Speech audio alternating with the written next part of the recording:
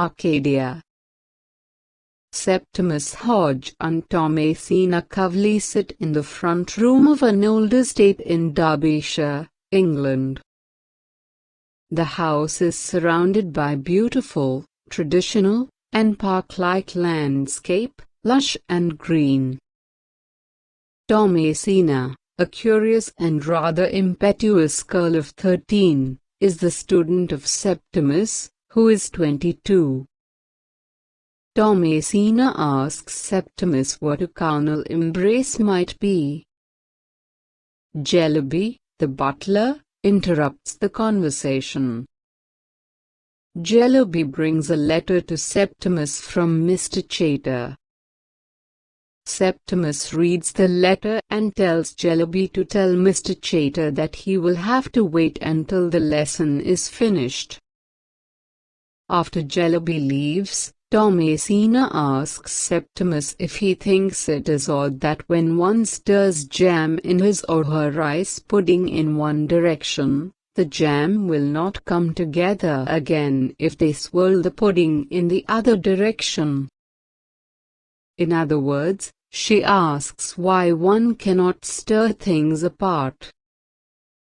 Thomasina's question leads to a discussion about Newton's law of motion. Thomasina believes that if one could stop every atom in motion, a person could write a formula for the future. Noakes enters the room, soon followed by Lady Croom, mistress of the estate, and Captain Edward Bryce. Lady Croom is very upset by Noakes's plans for the landscaping of Sidley Park. Lady Croom thinks that Noakes's plans are too modern. Sidley Park is beautiful and an Arcadia as it is.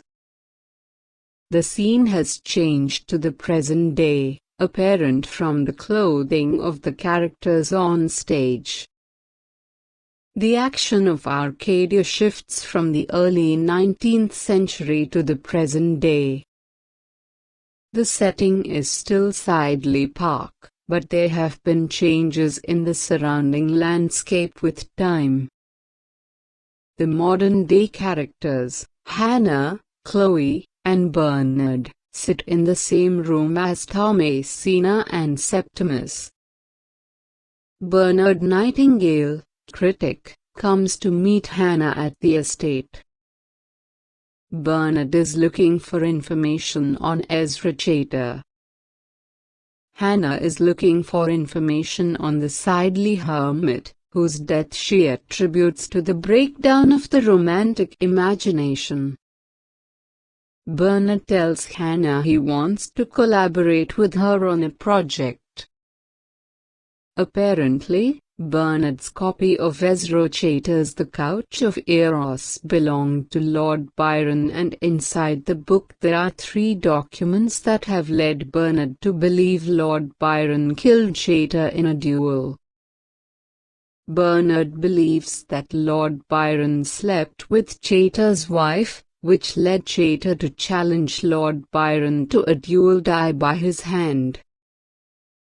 Because Lord Byron left the US in 1809, soon after Chater published his last known work, Bernard assumes he was fleeing. The play shifts back to the early 19th century.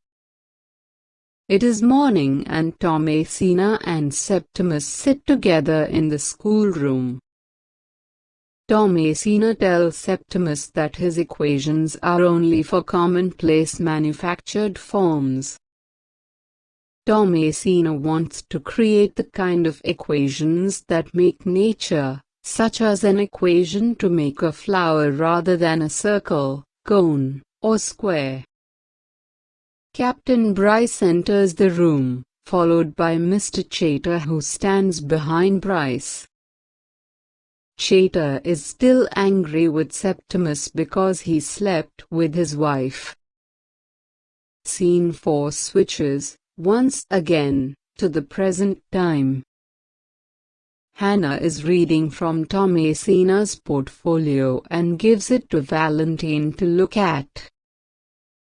The pages of Thomasina's book are filled with iterated equations or equations that feed solutions of one equation into the next. Valentine is surprised that Thomasina would be doing this because iteration has only been practiced for the last 20 years. In Scene 5, Bernard practices his lecture for Valentine, Chloe, and Gus.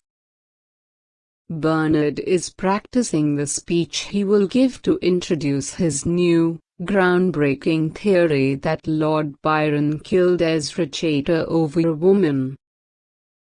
As Bernard begins his dramatic oration, Hannah excitedly enters the room to talk to Valentine. Hannah is still not convinced that Byron killed Chater or even wrote the letters found in Couch of Eros to Chater. Scene 7 switches constantly between time periods with no obvious divisions. The scene begins with a discussion between Chloe and Valentine. Valentine tells Chloe that the universe is deterministic. One might be able to predict everything to come if he had a computer large enough. Chloe interjects that the formula wouldn't work because of sex. People might fancy people who weren't part of the plan or proper formula. Thomasina is now 16. Septimus gives Thomasina an essay from the Scientific Academy in Paris that is like Thomasina's own work. The scientist has found a contradiction in Newton's theory of determinism. Thomasina tells Septimus that she was right. The problem with determinism is likely hidden in the author's observations about the action of bodies in heat. Thomasina understands the second law of thermodynamics, which states that heat is irreversible. Bernard enters the room, followed by Hannah, who is carrying a garden book.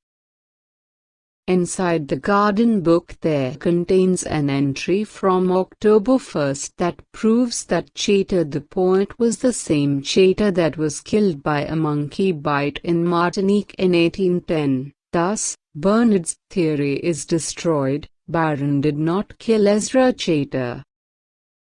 Septimus enters with an oil lamp and carries Thomasina's primer. Thomasina enters secretively, barefoot in her nightgown, and holding a candlestick. It is the night before Thomasina's 17th birthday, and she wants Septimus to teach her how to waltz. Valentine stumbles in and tells Hannah that Thomasina's diagram is of heat exchange. Septimus and Thomasina discuss Thomasina's diagrams, too, while she tries to get him to dance.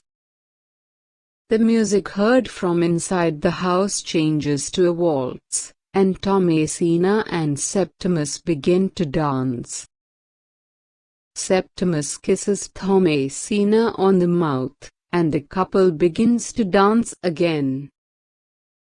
Septimus sends Thomasina up to bed with a lit candle. Gus enters and gives Hannah a picture Thomasina drew of Septimus, and plot is that proves Septimus is the hermit. Gus and Hannah begin to dance.